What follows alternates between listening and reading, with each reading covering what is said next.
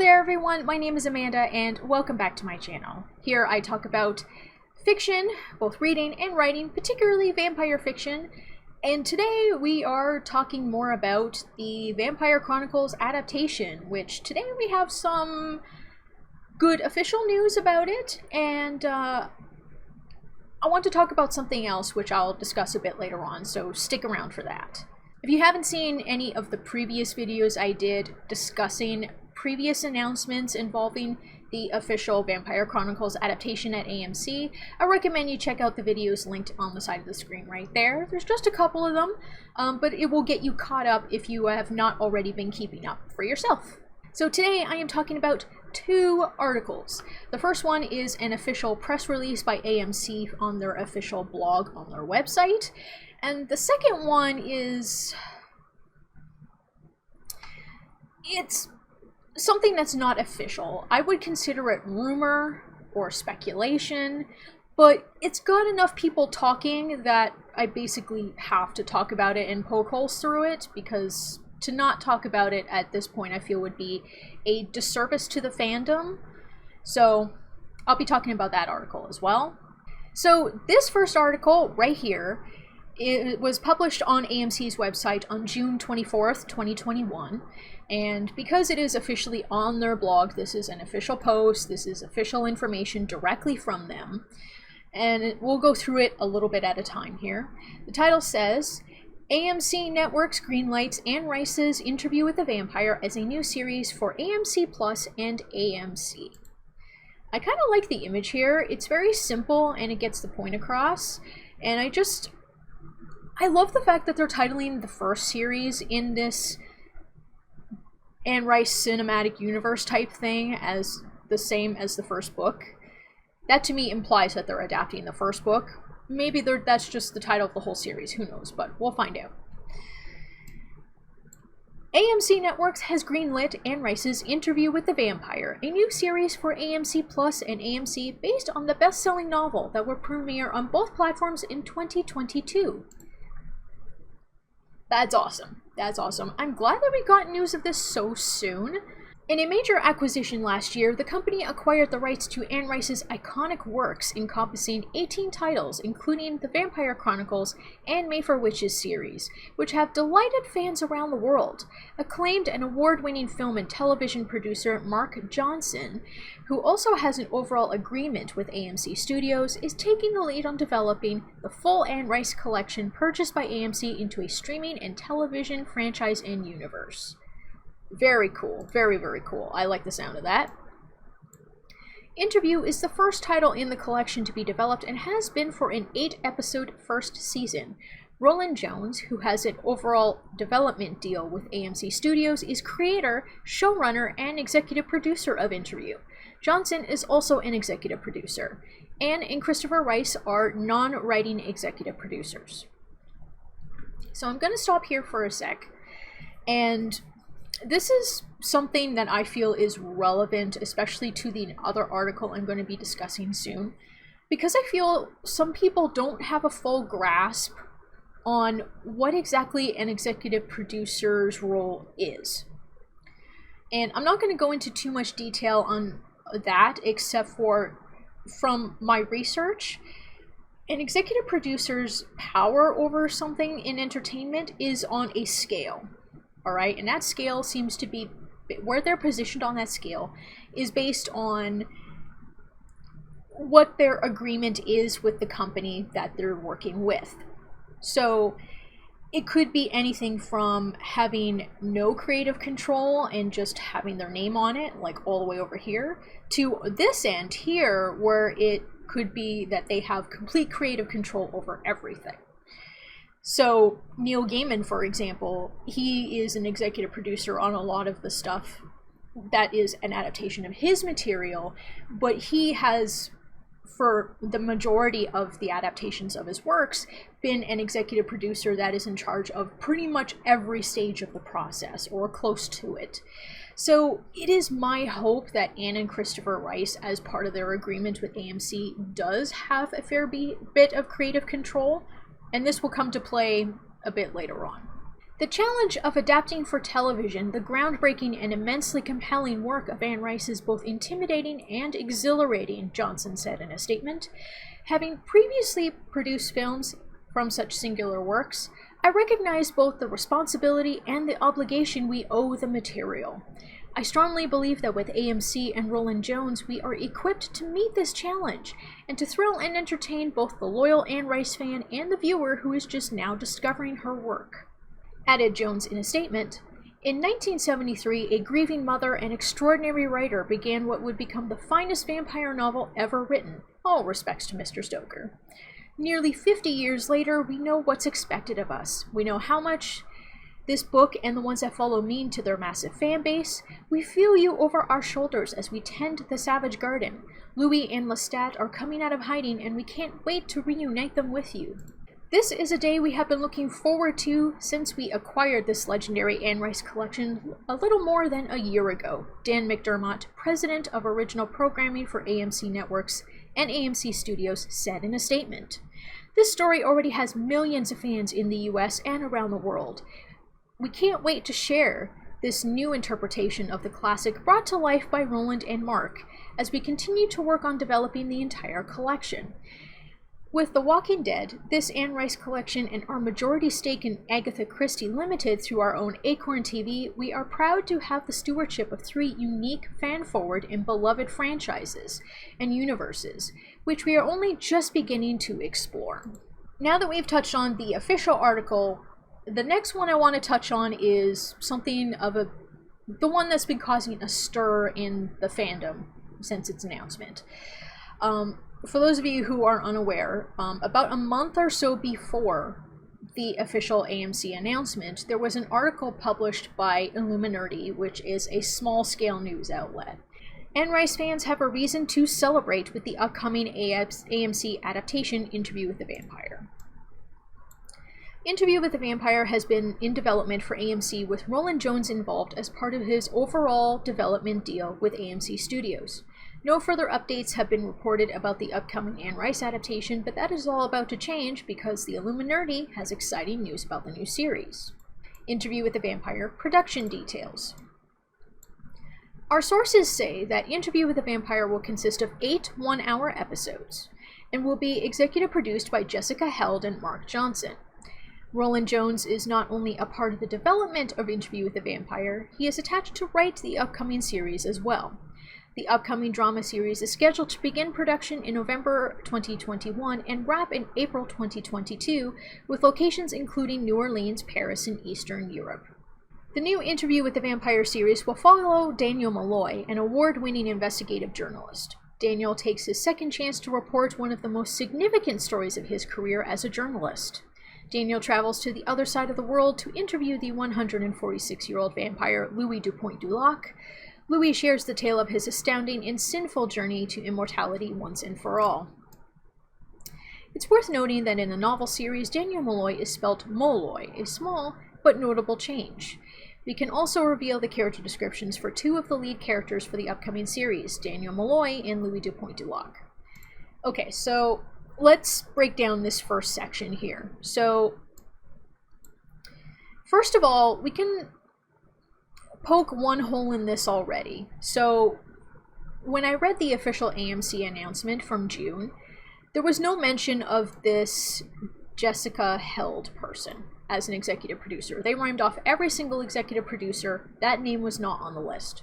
So, it's kind of hard to say whether that person was removed from the project or whether that person wasn't actually going to be on it to begin with.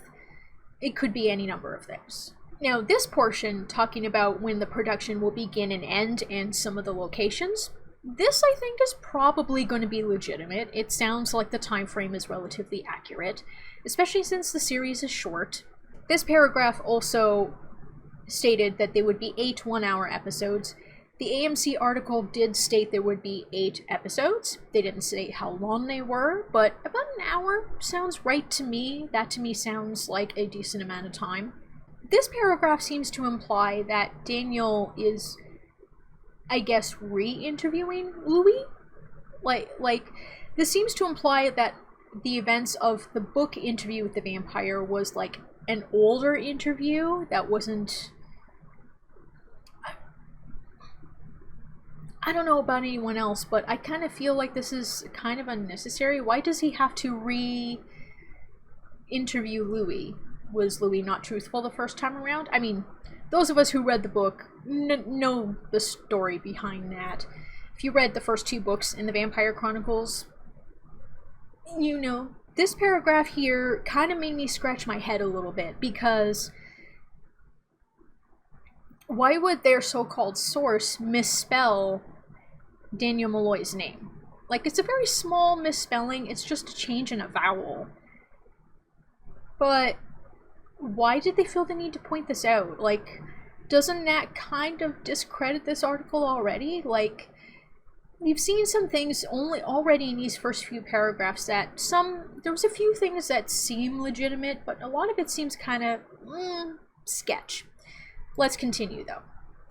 Interview with the Vampire character descriptions. Daniel Malloy will be one of the lead characters in Interview with the Vampire, and casting is looking for a 60 to 70-year-old man and is open ethnicity. Daniel Malloy is described as slight but with a huge chip on his shoulder. Malloy is a 2-time Pulitzer Prize-winning investigator journalist who works for the San Francisco Chronicle, Los Angeles Times, and The Guardian. With a career full of ups and downs, he considers himself a wealth of knowledge and experience, and now, during the COVID pandemic, Daniel Malloy is also a professor teaching an online class. Daniel has the chance to conduct an interview with the vampire for the second time, Louis Dupoint-Duloc. In the past, Daniel's drug use inhibited his professionalism during the first interview, so he knows he needs to conduct it right this time. We know Daniel Malloy is not 60 to 70 years old. He's, in fact, younger than that, at least when we first encounter him in the series in Interview with the Vampire. He's known as the boy, right? He's young. He's not young, but he's like probably in his, I don't know, 30s or something? I don't remember. But I do know he's not anywhere near 60 or 70 years old. That kind of sounds to me like they're trying to mix him up with David Talbot, who comes in a bit later in the series and is a prominent character through the entire series from there on out. The two characters are distinctly different, and although they have their similarities in the sense that they interviewed vampires for novels, for writing books, that's pretty much the only similarity that they have. So I'm not sure how to take that. And then the other thing that I found was interesting and also kind of is the fact that they're wanting this to take place in the here and now. Like, they referenced the COVID pandemic. This is something that's supposed to take place either in 2020 or 2021 timeline-wise, which kind of moves everything forward a bit. Implying drug use, like, later on Daniel does have a bit of a problem after his other journalistic endeavors don't turn out so well, but there is no implication in the first Interview with the Vampire that he has any drug use inhibiting him at all. So I'm not sure what to make of that. I think that's kind of sketch, but we'll continue. Louis Dupoint-Duloc is another lead character in Interview with the Vampire, and casting is looking for a 33-year-old black man for the role. Louis Dupoint-Duloc is described as Creole, beautiful, eyes are brilliant green. His skin is smooth as if sculpted from Ceylon ebony. Although Louis appears to be 33 years old, he is in truth 146. Before Louis was turned into a vampire, he owned 8 brothels of the 12 on his street in New Orleans. Louis maintained a veneer of self-assuredness and pride through hubris and belligerence, and while respected by many, he was disregarded by his wealthy counterparts for his skin color. For truth and reconciliation, Louis Dupoint-Duloc calls upon Daniel Malloy, an investigative journalist, to finally tell his true tale. It is worth noting that the role of Louis Dupoint-Duloc is for a 2-year deal. Before I say anything else, let me be very clear here. I am not opposed to having actors of color take on the roles of characters that were originally not people of color within reason, alright? Like, an example, I really didn't bat an eyelash when Idris Elba was cast as Heimdall for the Marvel Cinematic Universe, even though Heimdall as a character in the comic books and in the Norse mythology was white. Alright? But the other thing to keep in mind about that is that comic books reinvent themselves every so many years, so a lot of things change. And some characters have changed, some have been retconned, some new people have taken on the roles of existing characters and taken the hero or villain name, but have otherwise been different. So that's a bit different than dealing with novels. And novels, with the exception of ones that occur later on in the series, that retcon stuff, are set in stone. Like, we do have retcons that occur later on in the 3 most recent novels of the Vampire Chronicles. It's not something that normally happens. So, or at least it's not common. So the fact that they're doing this, it's also a huge change to Louis's backstory, right? So maybe in the grand scheme of things, it doesn't make too much of a difference. Not when he's a vampire anyways. But for those of you who have read the book, you know that Louis is a white man whose family owned a plantation in New Orleans. A plantation that employed black slaves. Okay? So it's kind of unclear here whether they just wanted to make him a black man and have him own brothels instead because they thought the whole plantation thing was a little too much, or whether they just want to switch up the status quo a little bit. I don't know. But it's a big enough of a change to his backstory that it makes me wonder if they're trying to appeal to a certain type of crowd, and maybe that's the reasoning. I hope that's not the case. This is one of the reasons why I hope this article is actually a lot of just fan fiction stuff and not actually true. That being said, if it does turn out to be true, I'm going to give it the benefit of the doubt because this is AMC and Christopher Rice are executive producers, and I'm hoping that even if these changes that they're specifying are true, that they still mostly fall in line with what we've come to love and know with the Vampire Chronicles. We'll have to wait and see. So these next few paragraphs, they also talk about some of the inconsistencies with this, right? So this one says, these character descriptions have a number of differences from the original characters in the novel series. In the Vampire Chronicles novel series, Daniel Malloy is much younger and is first introduced as simply the boy. In the first novel, after his interview with Louis, he becomes obsessed with becoming a vampire.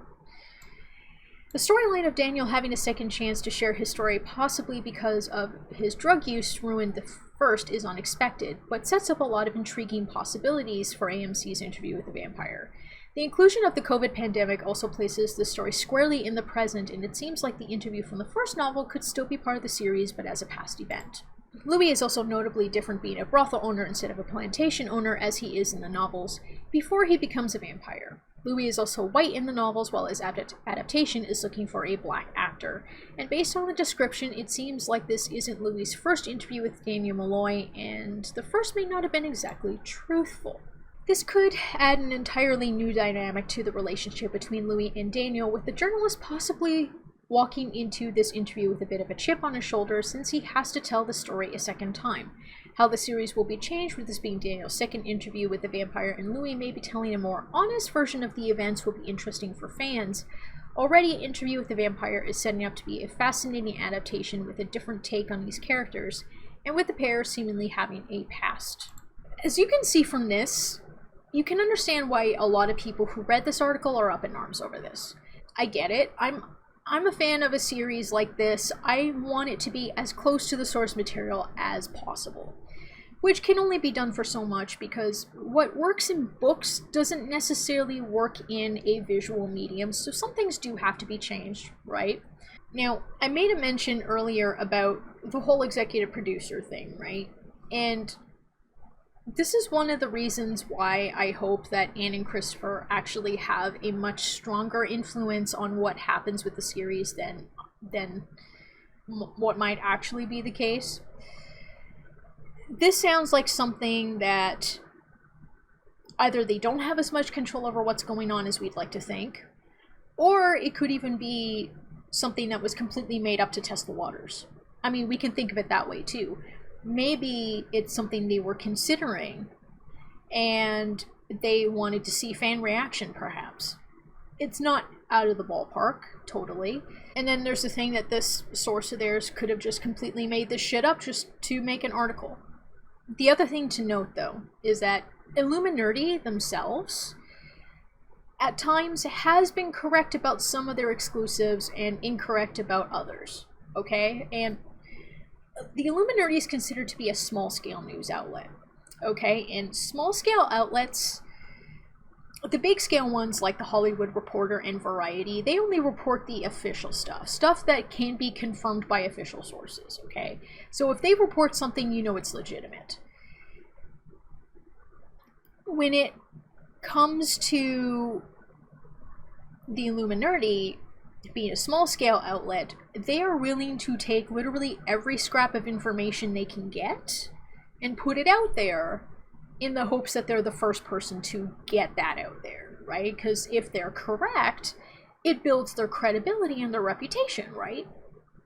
On the flip side, that also means if they're not correct, then it severely damages their reputation, right?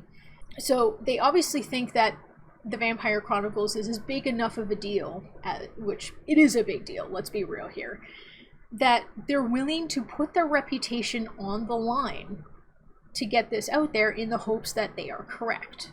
We'll have to wait and see.